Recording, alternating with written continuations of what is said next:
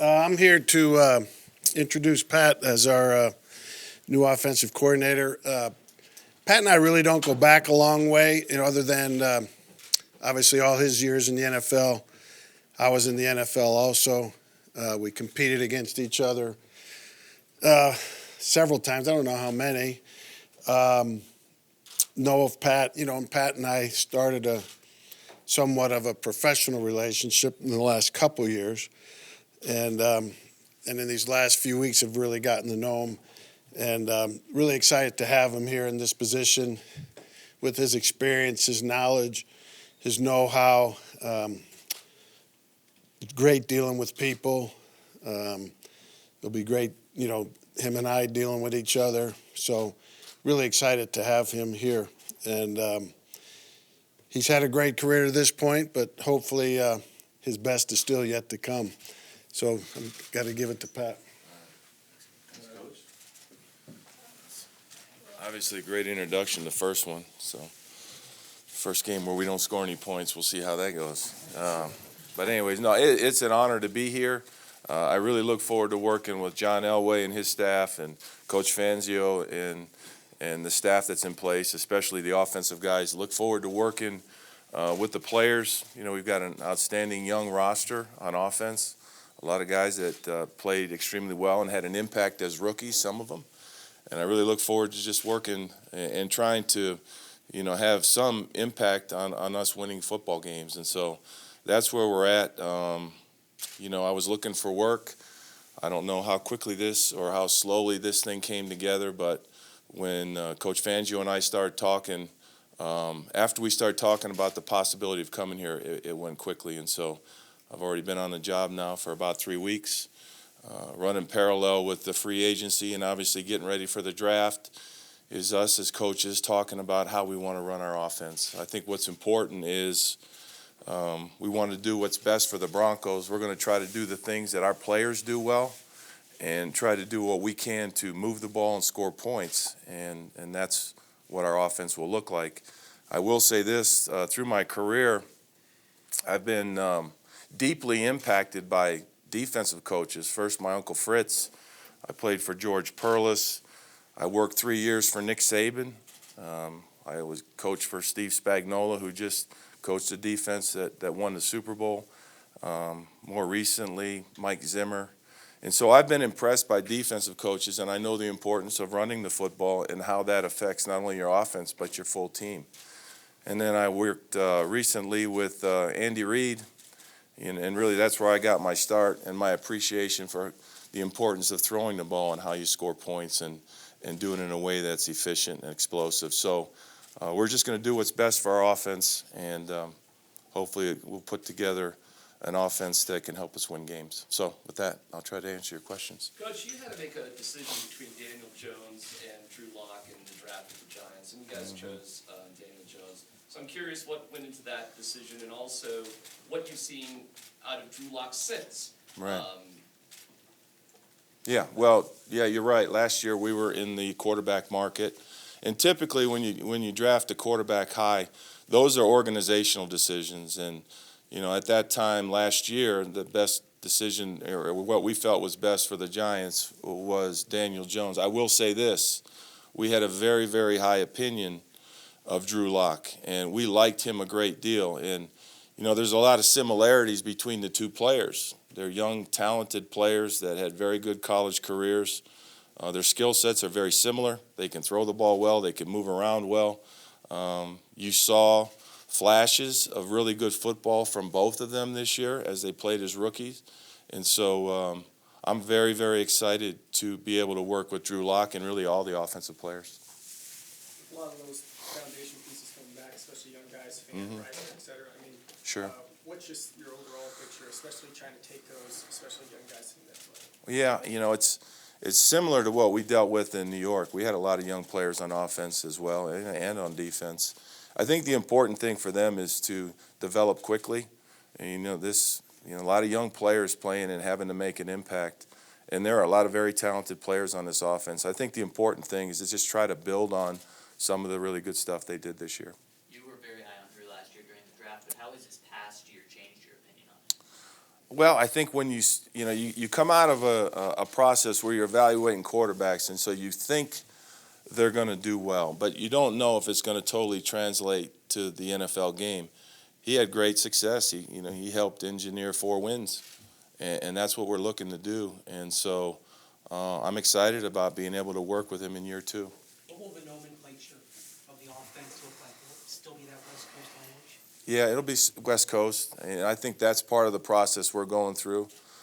There were many things last year I think they did well on offense here, but then there's certainly things that I believe in, and so I would say the nomenclature is very West Coast from my initial days with Andy Reid, but we're going to do what we think is best for our players. You were the second last year in the league with the Giants in terms of, I think it was touchdown completions over 20 yards, the Chiefs own. How do you incorporate that into an offense here that clearly needs that kind of definition? Well, you just got to throw it down there. I think that's how you do it. And I think we have some players that can be effective and make plays and be productive with the deep ball. I think it's important that you do attack the defense down the field. And there are some games when teams won't allow it, and so you got to do other things. But I think you have to challenge the defense, and one way to do it is to do it downfield. And that's how you get points. That's how you move the ball. And I know Coach and I both believe that that's something with the players that we have that we'll be able to do. You mentioned that things kind of came together quickly once you started talking. Why were the Broncos the right choice for you at the offensive? Well, I think you look at situations. I'm a career coach. I wanted to coach. I wanted to do it for and with people that I believe in. I wanted to do it at a place where I felt like I could have an impact. And, so it all sort of came together. And as I mentioned, it came together quickly. Have you talked to Drew Lock? I have. This is kind of a weird time of year now by rule. You can't really talk football, but, I had about 6 exposures with him last offseason when we were evaluating the quarterbacks. But I've met with him. He was in town, so we had a chance to get reacquainted, and we've spoken a couple times on the phone. I've actually had a chance to meet some of the offensive players already. Why was it important for you to have Mike Shurmur join the staff? Yeah, Mike, couple reasons. Number one, Mike's an outstanding coach, and number two, he's an even better person. And I knew about Mike prior to going to the Giants, and then having worked with him now, I think that the Broncos are really lucky that he was available and willing to come here. He's an outstanding coach, does a great job not only with quarterbacks but also with the whole offense. He called plays in the Super Bowl, and I think the players here are very lucky that he's here. With the Chiefs, the current offensive standard, at least in my book,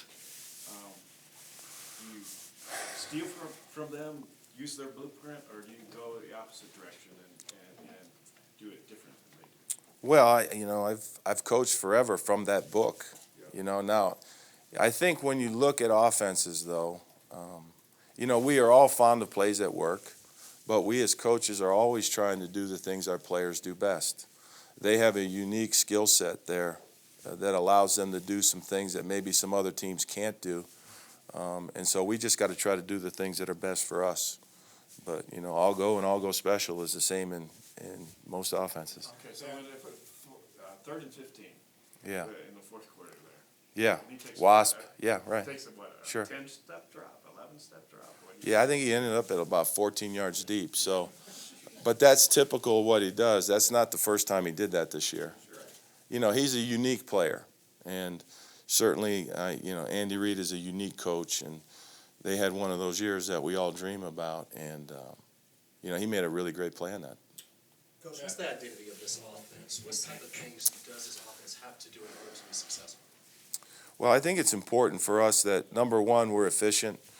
We need to move the ball and score points. I think that's how we're all evaluated, and score enough points to help us win games. And then how you do that. Balance can be defined differently. There's going to be some games where we're going to need to throw, and it's going to be smart to throw more than we run it. And then there's going to be other games where running the football is the right thing.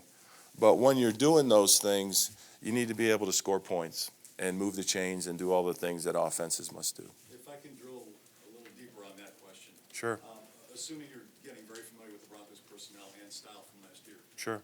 what do you think the greatest need is for this team from a talent standpoint and from a style standpoint to get up to speed offensively? Yeah, I wouldn't get into that. You know, I'm just getting to know the players, and I can only get to know them by watching the tape and talking to the offensive coaches that were here a year ago. So I haven't really finished that process myself. And I know certainly anything we would choose to do personnel-wise, we wouldn't share in a setting like this. Speaking of the offensive coaches, what have you thought of Mike Munchak so Yeah. far working with him? Well, I mean, he's an outstanding coach in person. I mean, he goes in that Mike Shula category for me. He's had great success, obviously, first as a player, but he's an outstanding person, outstanding coach. And, you know, that had a little bit to do with, you know, me coming here. I think for an offensive coordinator, being around a tremendous offensive line coach, that's huge. Coach, what role do you envision for Joe Flacco?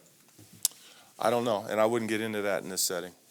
You know, again, I'm just getting to know the players, the ones that were here a year ago, and I'm not sure who's going to be here moving forward. What do you think of Joe Flacco's quarterback? Well, I think he's had an outstanding career. I thought he did a lot of good things last year. Unfortunately, you know, he was injured and couldn't finish the season. And, you know, he's had, like I mentioned, he's had an outstanding career. Pat, A few more for Coach Shurmur. your running backs are known to catch a lot of passes out of the backfield. Mhm. What do you think of Philip Lindsay in terms of, you know, being used more as a receiver in addition to being the starting running back? Yeah, I think it is important for a runner to be able to catch. You know, there's three elements to playing running back. Number one, when you hand it to them, they got to have good vision, balance, body control, collision balance, and they got to be able to run with the ball and score. You certainly need to be able to pass protect to protect the quarterback. And then, you know, if you can't catch the ball out of the backfield or you can't have an impact in some way, and it doesn't mean down the field, but maybe it's a check down or something in the flat, then it's hard to be, you know, a full runner.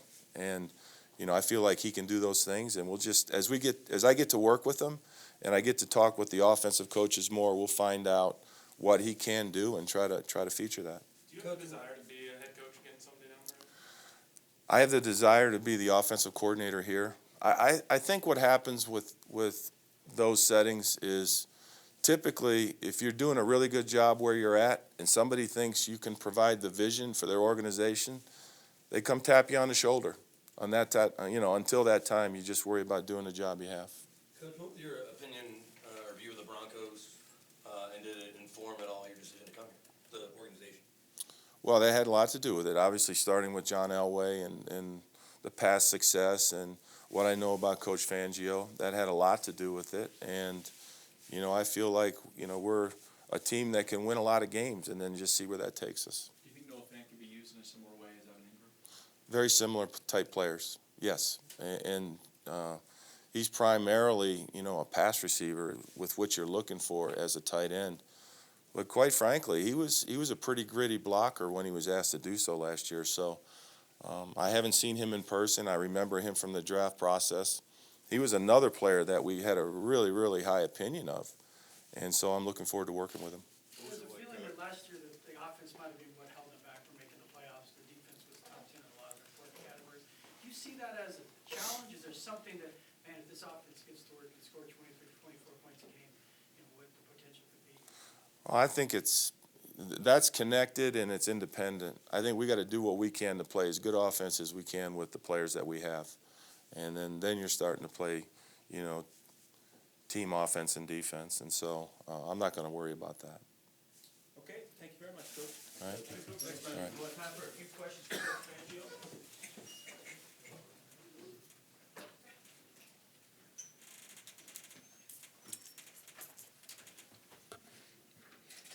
Questions for the coach? Coach, can you just talk about the changes you made, particularly on offense, where you went with experience versus what you had before? Yeah, it wasn't so much motivation to go with experience as it was to get who I thought would be the best guy for the job. So the experience was an extra crumb that Pat has. You know, whether he was, you know, I think Pat's in his early 50s and coached 20 years, but if he was in his early 40s and coached 10 years, you know, he still would have been the right guy for the job. But I just think Pat's got the what it takes to be a successful offensive coordinator in this league, and particularly for us, having coached against them a few times, getting to know them. When I say getting to know them, we really didn't know each other that well other than a professional relationship in the last few years. So, but once I decided to make the move, he was the first guy I called.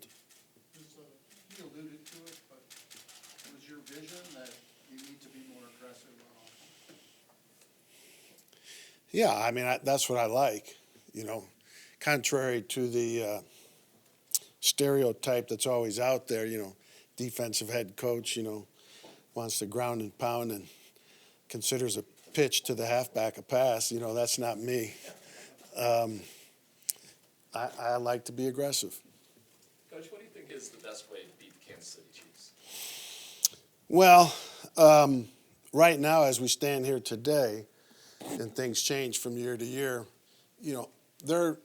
they've lost 8 games in the last 2 years, okay? And all of those games except one, the other team has scored 31 or more points, I believe. So that paints a little picture there for you. The other game that they lost, the winning team only scored 19 points, but they ran the ball 45 times in that game. So that was a different formula. So it's got to be somewhere in between there. You've got to be able to slow them down somewhat, which to some degree we did a little bit. But, obviously you're going to have to score some points. That goes without saying. You might have answered the question just now with more points, but how did you balance the idea of continuity with a second-year quarterback, second-year coordinator versus I need a new vision for this team to score more? Yeah, that wasn't part of the process at all. Well, so what about you just needed more offense? Yeah, well, it was a long thought process. I really didn't come to a conclusion in my own mind until maybe the Friday after our last game, Friday or Saturday, something like that. I gave it a lot of thought, on a lot of different fronts, and concluded that that was what was best for us moving forward. How much does it help that Pat Shurmur comes in and he can do some different things, but the language of the offense stays the same so guys don't have to start from zero there? So there'll be a lot of carryover. That's one of the things they're doing now, the offensive coaches, is, there's a lot of things that a lot of teams do that are the same, but they have different names in different places. And, they're working through that now to try and shorten it or use the same term. But I really think that is overrated. Because just look at it this way. There's going to be about, I don't know, you guys probably know, I'm just going to guess, 600 rookies that go to training camp in the NFL this coming season that all have to learn a whole new system and a whole new nomenclature. There's going to be, I'm guessing here, don't hold me to the number, 300 or so, 400 or so free agents that change teams that have to go and learn a new system, new nomenclature. It's overrated, the problems with that. Okay, all these guys that have instant success as rookies or instant success with new teams, it didn't seem to bother them, When I went to San Francisco in 2011, that was the lockout year. So we didn't even meet our players until training camp, and we did okay. We were 13-3 and played really good defense. And I just think that problem is a nice storyline, but it's overrated. Why did you decide to just change the quarterback coach and keep the rest of the offensive staff the same? Well, I mean, TC and Rich came in together. So it was nothing against TC at all. It just, I knew TC knew too. I mean, if I didn't do that change, that he would be part of that. And the other guys are all guys that I think do a good job, do a great job. What was your reaction Saturday when Steve got in? Steve Atwater, I was very happy for him. It's nice to get a guy that will was known for hitting the hell out of people, get him in the Hall of Fame. That's what should be in the Hall of Fame, you know. I didn't get to see Steve play a lot, although I was in the league his entire career, but I was in the NFC, and obviously he was in the AFC, so I didn't see him a whole lot, but when I did, you'd notice it. You know, he'd make those hits and lead the team with his enthusiasm and effort, and was obviously a great player. You know, even with John, I only coached against the Broncos twice, like in my first 20-some years in the league, you know. Were you familiar with Pat's feelings on Drew Lock before you made that call to him? Before I made the call? No. Not before. How quickly did that come up? It came up in our conversation, but again, it wasn't going to be a deciding factor for me. Maybe it would have been for him, but it wasn't for me. You know, I've ended up coaching several players that maybe I didn't have a great grade on coming out in the draft, and then you get around them and, man, this guy's better than I thought. I was wrong, you know. So I don't think that wasn't a big deal for me. Might have been for Pat, you know, but Pat did like him. I imagine you had to coach up against Pat Shurmur. I imagine you had to coach up against Pat Shurmur before and the type of offense that he runs. What makes it so tough to defend? Well, the last time we went against each other was when he was at Minnesota and I was still at Chicago. You know, he has a good mix, you know, of run and pass. You know, balance is a big word. Most everybody thinks of it as runs versus pass. I look at balance in a different way also, in that types of runs, types of passes. And where he's been, he's had a good variety in both areas, to where it's not just one or two run style or same style passing game. You know, you can mix it up. You know, there's three ways, you know, a lot of ways to throw the ball: short, intermediate, and deep, off play action, drop back, empty. You know, you need to be able to utilize all that. And I've seen where he's been able to do that in his past. Time for a few more for the coach. The John Pagano hire. Can you talk a little bit about that? What are the deciding factors there? Obviously, experienced guy. Yeah, John and I worked together 20 years ago.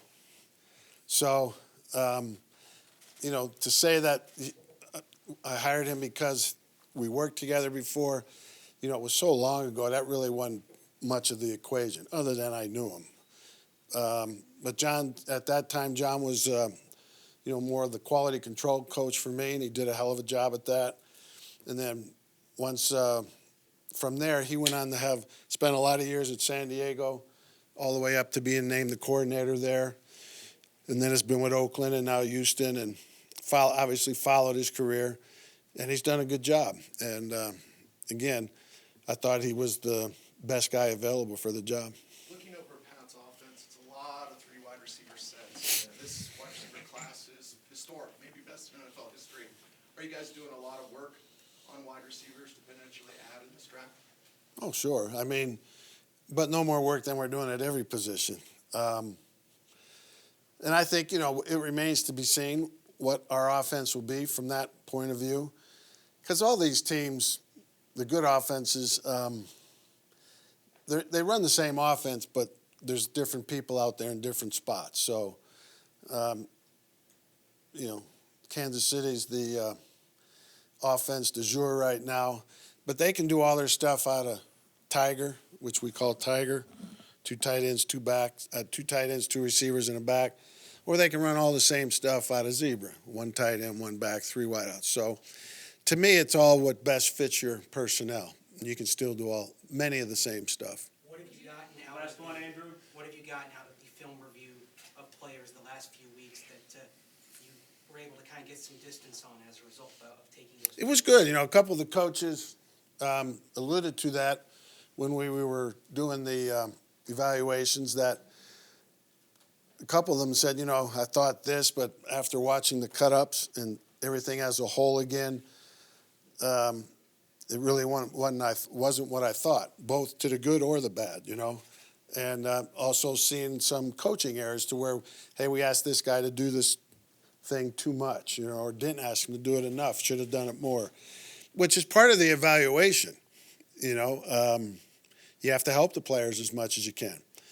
And I think it was beneficial. I think all the coaches liked that. I think John liked it.